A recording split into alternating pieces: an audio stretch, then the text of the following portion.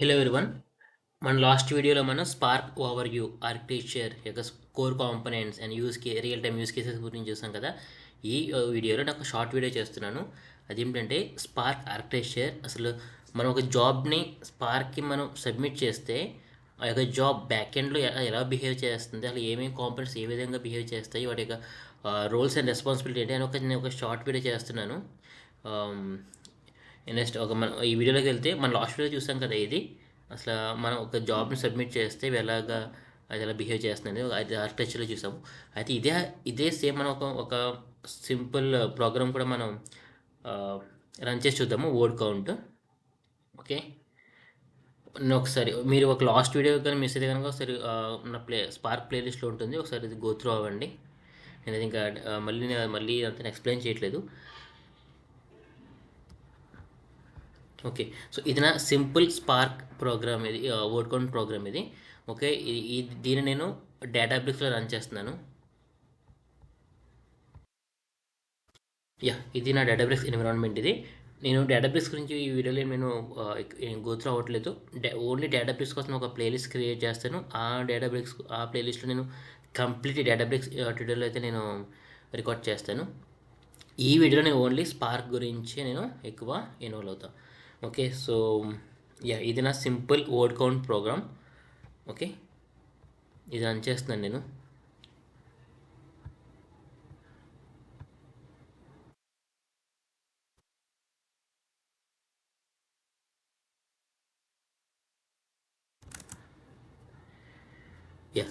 Mean well ఇది నా input. నేను ఒక వర్డ్ కౌంట్ టీఎస్టీ నేను ఒక శాంపుల్ టీఎస్టీ ఫార్మాట్ తీసుకున్నాను, నేను టెక్స్ట్ ఫైల్ తీసుకున్నాను. ఓకే, సో ఇవైతే నాకు రిక్వైర్డ్ లైబ్రరీస్ నేను ఫస్ట్ ఇంపోర్ట్ చేసుకున్నాను నేను. ఇదైతే కనుక డేటా ఫ్రేమ్ ఏపీఐ. ఇది డేటా ఫ్రేమ్ ఏపీఐ. ఇది ఆర్డిడి ఏపీఐ కాదు. ఇక్కడ రన్ అవుతుంది కదా, కింద చూడొచ్చుగా టాస్క్స్, ఎన్ని టాస్క్ రన్ అవుతున్నాయి చూసారు కదా. మొత్తం 4 టాస్క్లు అయితే క్రియేట్ అయ్యాయి. మొత్తం 4 టాస్క్లు క్రియేట్, 3 టాస్క్లు కంప్లీట్ అయ్యాయి. ఇప్పుడు 4th టాస్క్ కూడా కంప్లీట్ అయ్యింది. సో మనం స్పార్క్ ఆర్కిటెక్చర్లో మనం చూసాం కదా, మనం ఒక కోడ్ని డ్రైవర్ ప్రోగ్రామ్ అనేది డ్యాగ్స్గా క్రియేట్ చేస్తుంది. ఆ డ్యాగ్ ఏం చేస్తుందంటే టాస్క్గా కన్వర్ట్ చేసి వర్కర్ నోడ్లో ఎగ్జిక్యూట్ అవుతుంది. సో మనం చూసాం కదా 3/4 2/4 అలా చూసాం కదా, అవి టాస్క్స్ అనమాట. సో ఈ పీస్ ఆఫ్ కోడ్ని బ్లాక్గా డివైడ్ చేస్తుంది. ఏంటి డ్రైవర్ ప్రోగ్రామ్ అనేది డివైడ్ చేస్తుంది. డ్యాగ్ నేను మీకు ఇప్పుడు డ్యాగ్ కూడా చూపిస్తాను. సో ఇక ఇది నా ఇది నా ఇది నేను ఒక డేటా ఫ్రేమ్ క్రియేట్ చేశాను. ఇది మన డేటా ఫ్రేమ్ క్రియేట్ చేసినా కూడా బ్యాక్ ఎండ్లో స్పార్క్ అది ఆర్డిడిగా కన్వర్ట్ చేసుకుంటుంది అనమాట. ఓకే, మనం డేటా ఫ్రేమ్ అయినా సరే అది ఆర్డిగా కన్వర్ట్ చేసుకుంటుంది. చూసారు కదా, ఇది నేను ఎక్స్ప్లోడ్ ఫంక్షన్ వాడాను. ఎక్స్ప్లోడ్ అంటే ఏంటంటే, ఇప్పుడు మనకి ఒక ఎరే ఉందంటే ఎరేలో ఒక రో ఉంటుంది కదా, అది ఒక సింగిల్ రోని అది మల్టిపుల్ రోగా కన్వర్ట్ చేస్తుంది. అది ఎక్స్ప్లోడ్ అంటారు, దాన్ని ఫ్లాటనింగ్ అంటారు. ఫ్లాటనింగ్. ఓకే, సో మన జేసన్ ఫైల్లో కానీ ఇటువంటి మనం చూసినట్లయితే దీన్ని మనం ఎక్కువగా వాడతాం. Okay, it will just flatten map అనమాట. ఓకే, సో మనకు తెలుస్తుంది కదా స్ప్లిట్ ఫంక్షన్, అలియాస్, ఇవన్నీ మనకు తెలుసు. అలియాస్ అంటే తెలుసు కదా, మనం ఒక నిక్ నేమ్ అనొచ్చు. And group by function. Okay, so ఇక్కడ చూసినట్లయితే దీనిని మనం ట్రాన్స్ఫర్మేషన్ అంటాం. అండ్ దీనిని వీటిని యాక్షన్ అంటాం అనమాట. సో మనం లాస్ట్ వీడియోలో చూసాం కదా, మనం ఈ యాక్షన్ పెర్ఫామ్ చేస్తేనే, అంటే యాక్షన్ని కాల్ చేస్తేనే ఈ యొక్క ట్రాన్స్ఫర్మేషన్ అనేది ఎగ్జిక్యూట్ అవుతుంది, అంటే రన్ అవుతుంది. ఒకవేళ మనం ఇవి యాక్షన్ కాల్ చేయకపోతే ట్రాన్స్ఫర్మేషన్ అది ఎగ్జిక్యూట్ కాదు. ఇప్పుడు నేను కమెంట్ చేస్తున్నాను, చూద్దాం ఏమవుతుందో. ఈ యాక్షన్ అయితే నేను కమెంట్ చేస్తున్నాను, రెండు కూడా నేను కమెంట్ చేస్తున్నాను.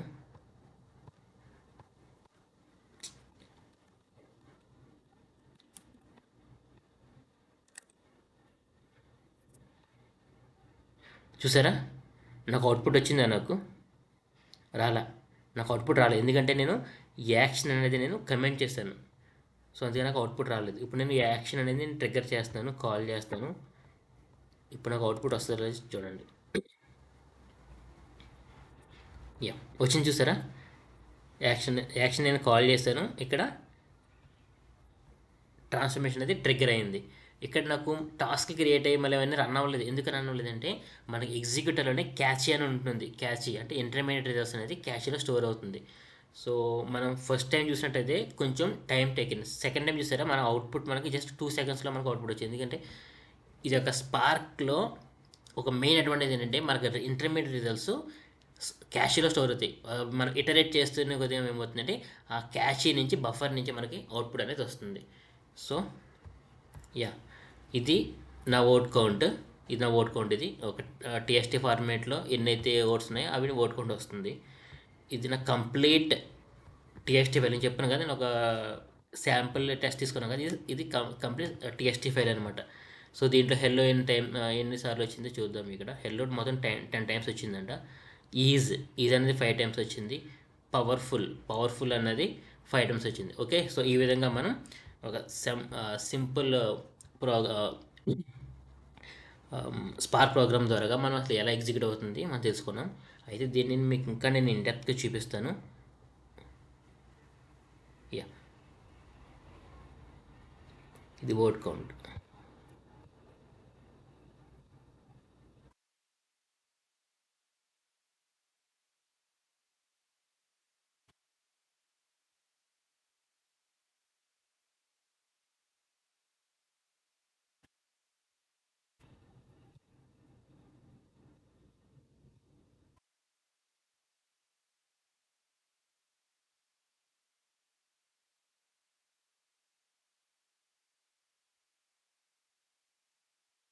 ఓకే, ఇక్కడ చూసాం కదా మనం. ఇక్కడ మనకి ఇంకా క్లియర్ కనిపిస్తుంది.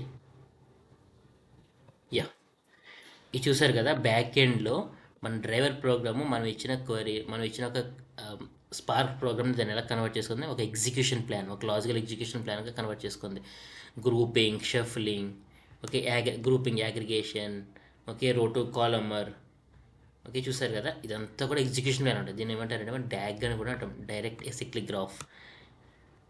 ఓకే, ఇదంతా ఆటోమేటిక్గా జరుగుతుంది బ్యాక్ ఎండ్. సో నెక్స్ట్ ఇక్కడ మనకి మొత్తం అన్నీ కూడా మనకి ఇక్కడ చూడొచ్చు. యా, కాలమ్ టు రో, results out, query stage. So ఎంత టైం తీసుకొని చూస్తారా. జస్ట్ ఇవన్నీ కూడా ఏంటంటే ఇవన్నీ మళ్ళీ మనకి రీరన్ అవ్వవు. ఇవన్నీ కూడా బ్యాచ్ క్యాచ్లోనే స్టోర్ అవుతాయి. ఓన్లీ ఇవన్నీ ఆల్రెడీ ఫస్ట్ టైం మనకి రన్ అయింది కదా. సో అందుకని సెకండ్ టైం మనకి రన్ అవ్వకుండా మన డైరెక్ట్ అవుట్పుట్ అయితే మనకు వచ్చింది. సో ఇవి డ్యాగ్ అనమాట. ఇది డేటాబ్రిక్స్ ఎన్విరాన్మెంట్. ఇది అదే మన స్పార్క్ యూఐలో చూసినట్లయితే అక్కడ డ్యాగ్ మళ్ళీ అక్కడ ఇంకా క్లియర్గా, అక్కడ ఇంకా బ్యూటిఫుల్గా ఉంటుంది. ఓకే, సో ఇదైతే మీకు అర్థమైంది అనుకుంటున్నాను. డ్యాగ్ ఎలా క్రియేట్ అయితే బ్యాక్ ఎండ్ ఇవన్నీ ఎలా మీకు అర్థమైందని అనుకుంటున్నాను. ఓకే, సో ఇక్కడ మనకి జాబ్ని మనం సబ్మిట్ చేసేటప్పుడు ఒక స్పార్క్ సబ్మిట్ అని ఉంటుంది. యా, ఇది స్పార్క్ సబ్మిట్ కమాండ్. మనం డేటాబ్రిక్స్లో రన్ చేసాం కాబట్టి స్పార్క్ సబ్మిట్ అని ఏమైతే ఉందో మాస్టర్ నోడ్, డిప్లాయ్మెంట్ మోడ్, ఇవన్నీ కూడా డేటాబ్రిక్స్లోనే బ్యాక్ ఎండ్ ఇవన్నీ కూడా కాన్ఫిగరేషన్ చేసి ఉంటుంది అనమాట. అదే కనుక మనం స్పార్క్ షెల్లో కానీ, ఇంటరాక్టివ్ షెల్లో కానీ, ఓకే, సిఎల్ఐలో కానీ రన్ చేయాలంటే కనుక మనం స్పార్క్ సబ్మిట్ అనేది మనం రన్ చేయవలసి అయితే ఉంటుంది. ఇప్పుడైతే కనుక ఇదంతా కూడా ఒక ట్రెడిషనల్గా, ఇప్పటికి ఇంకా చాలామంది ఒక ప్రొడక్షన్ జాబ్స్ని కూడా ఇలాగ రన్ చేస్తారు. ప్రజెంట్ ఇదంతా కూడా మనకి డేటాబ్రిక్స్కి మూవ్ అయింది కాబట్టి ప్రజెంట్ ఎవరు ఇలా స్పార్క్ సబ్మిట్ చేయట్లేదు. కానీ స్టిల్ ఇంకా మనం అయితే వాడుతున్నాము. ఒకవేళ మన స్పార్క్ ప్రోగ్రామ్ని రన్ చేయాలంటే కనుక ఇక్కడ మనకి ఈ విధంగా మన స్పార్క్ సబ్మిట్ని మనం సిఎల్ఐ లేదా ఇంటరాక్టివ్ లేదా పై స్పార్క్ షెల్ అని ఉంటుంది, లేదా స్పార్క్ షెల్ అని ఉంటుంది. సో ఈ విధంగా మనం రన్ చేయాలి. ఇక్కడ చూసినట్లయితే మనకి మాస్టర్ నోడ్ మనం డిస్కస్ చేస్తాం కదా. మాస్టర్ అనేది ఒక రీసోర్స్ అనమాట. అంటే మనం ఎక్కడ రన్ చేయాలి, క్యూబర్నెట్స్లో రన్ చేయాలా, లేదా ఏఆర్లో రన్ చేయాలా, లేదా మేసోస్లో రన్ చేయాలా అనేది ఉంటుంది. ఇక్కడ డిప్లాయ్మెంట్ మోడ్ అనేది 2 టైప్స్ ఉంటాయి. ఒకటి cluster mode and client mode. Okay, so cluster mode, client mode అని నేను డిస్కస్ చేస్తాను ఇప్పుడు. ఇది చాలా చాలా important and very very important question for interview. And as well as మీరు ఒక జాబ్లో జాయిన్ అయితే మనకి క్లస్టర్ మోడ్, క్లయింట్ మోడ్ ఖచ్చితంగా మనం తెలుసుకోవాల్సి ఉంటుంది. ఓకే, నేమ్ ఇది వర్డ్ కౌంట్. మనం ఒక మెథడ్ క్రియేట్ చేస్తాం కదా, అక్కడ మనకి ఉంటుంది ఇది. నెక్స్ట్ ఇవన్నీ రిక్వైర్డ్ కాన్ఫిగరేషన్స్ ఇవే ఇవ్వాలని లేదు, బేస్డ్ ఆన్ యువర్ ఎన్విరాన్మెంట్ ఇవి మారుతూ ఉంటాయి. ఇక్కడ క్యూబర్నెటిస్ ఉంది కాబట్టి క్యూబర్నెటిస్ యొక్క ఇమేజ్ ఏంటవన్నీ నేను ఇక్కడ మెన్షన్ చేస్తాను. అదే మెసెస్ అయితే కనుక దానికి తగ్గ కాన్ఫిగరేషన్స్ ఇవ్వాలి. అది యార్న్ అయితే కనుక యార్న్కి ఇవ్వాలి, దానికి సూటబుల్ కాన్ఫిగరేషన్స్ ఇక్కడ సబ్మిట్ చేయాలి. అలాగే ఇక్కడ మన programme Python file, okay, input.txt ఇది నేను మనం రన్ టైంలో రన్ చేస్తే కనుక ఇది ఇవ్వాల్సి ఉంటుంది. లేకపోతే కనుక మనం కోడ్లోనే హార్డ్ కోడ్ చేయాల్సి ఉంటుంది అనమాట. ఓకే, సో ఇది ఒక శాంపుల్ స్పార్క్ సబ్మిట్ కమాండ్ మాత్రమే. ఓకే, అంటే అందరికీ ఎన్విరాన్మెంట్ ఇలాగే ఉంటుందంటే లేదు, ఎన్విరాన్మెంట్ బట్టి మారిపోతూ ఉంటాయి. అయితే ఇవైతే కామన్. డెవలప్మెంట్ మోడ్ అనేది ఇవైతే కనుక మన క్లస్టర్ మోడ్, క్లయింట్ మోడ్ ఉంటుంది. నేను చెప్తాను ఇది ఎలాగా క్లయింట్ మోడ్, క్లస్టర్ మోడ్ ఎలా ఉంటుందో చెప్తాను నేను. ఇక్కడ నుంచి చూసారా క్లస్టర్ అండ్ క్లయింట్ మోడ్ ఉంది కదా.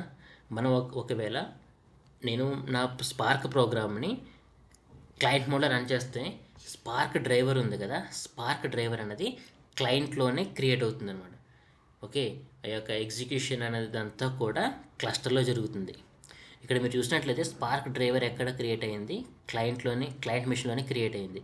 ఇప్పుడు నా యొక్క స్పార్క్ సబ్మిట్ కమాండ్లో డిప్లాయ్మెంట్ మోడ్ అనేది ఇక్కడ క్లయింట్ అని ఇస్తే, లేదు నా డిప్లాయ్మెంట్ మోడ్ క్లస్టర్ అని ఇస్తే, ఇక్కడ చూసినట్లయితే స్పార్క్ డ్రైవర్ ఉంది కదా, డ్రైవర్ ప్రోగ్రామ్ ఉంది కదా, ఇది క్లస్టర్లో క్రియేట్ అవుతుంది, క్లయింట్లో క్రియేట్ అవ్వదు.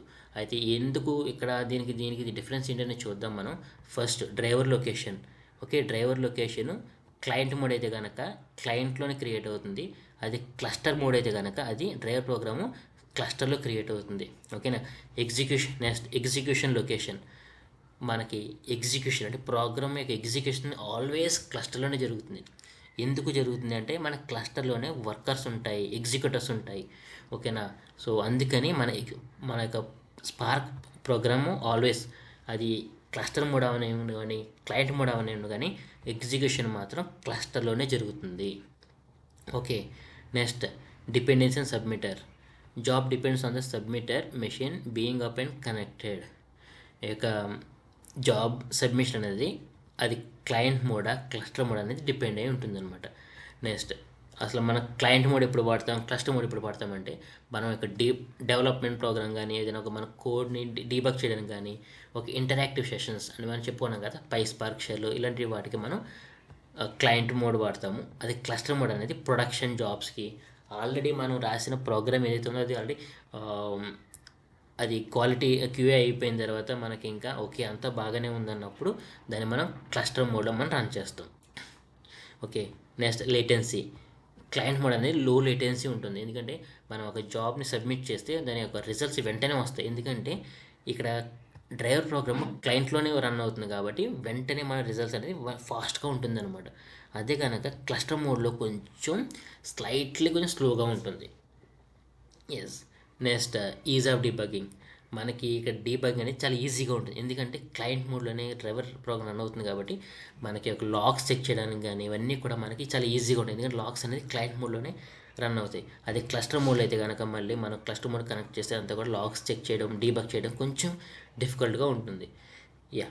నెక్స్ట్ మనకు చూడండి స్పార్క్ సబ్మిట్ ఎగ్జాంపుల్ ఎలా ఉంటుందంటే స్పార్క్ సబ్మిట్ మాస్టర్ యార్న్ అని ఉంటుంది. నెక్స్ట్ డిప్లాయ్మెంట్ మోడ్ క్లయింట్ అని ఉంటుంది. ఇక్కడేమో చూస్తారా spark submit master as YARN, deploy mode as cluster అని ఉంటుంది. ఇక్కడ డిప్లాయ్మెంట్ మోడ్ ఏదైనా అవ్వచ్చు, యార్న్ అవ్వచ్చు, మేసోస్ కానీ క్యూబర్నెటిస్ కానీ ఏదైనా అవ్వచ్చు. కానీ డిప్లాయ్మెంట్ మోడ్ అనేది మాత్రం ఇక్కడ క్లస్టర్ అని ఉంటుంది. ఇన్ కేస్ అది క్లస్టర్ మోడ్ అయితే కనుక, అది క్లయింట్ మోడ్ అయితే కనుక క్లయింట్ మోడ్ అని ఉంటుంది. ఇది మన యొక్క పైథాన్ ప్రోగ్రామ్ ఇది. ఓకే, సో ఇప్పుడు నేను ఒక డేటాబేస్లో ఒక ఎగ్జాంపుల్గా తీసుకుని రన్ చేస్తాను కదా, అది మరి క్లస్టర్ మోడా క్లయింట్ మోడా అని చూసినట్లయితే ఇప్పుడు నేను నోట్బుక్లో రన్ చేస్తాను కాబట్టి అది క్లయింట్ మోడ్ అవుతుంది. అదే కనుక నేను ఆ ప్రోగ్రామ్ నేను ఒక పైప్లైన్లో క్రియేట్ చేస్తుంటే కనుక అది క్లస్టర్ మోడ్ అవుతుంది. ఓకే, సో అర్థమైంది కదా. ఇది ఒక చిన్న బ్రీఫ్ ఇంట్రడక్షన్ ఇద్దాం అనుకుంటున్నాను. సో ఆల్రెడీ నేను లాస్ట్ వీడియోలో చెప్పాను. ఒకవేళ మీరు చూడనట్లయితే కనుక ఇక్కడ కూడా మళ్ళీ ఒకసారి చెప్తాను.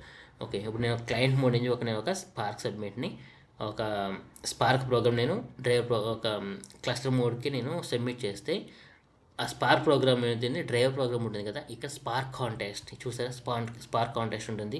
నెక్స్ట్ డ్యాగ్ ఉంటుంది. డ్యాగ్ ఏం చేస్తుందంటే ఆ యొక్క స్పార్క్ ప్రోగ్రామ్ని పీసెస్గా కన్వర్ట్ చేస్తుంది. అంటే ఒక ఎగ్జిక్యూషన్ ప్లాన్ కన్వర్ట్ చేసి మల్టిపుల్ టాస్క్గా డివైడ్ చేస్తుంది. ఈ టాస్క్ ఎక్కడ క్రియేట్ అవుతుందంటే ఎగ్జిక్యూటర్లో రన్ అవుతాయి.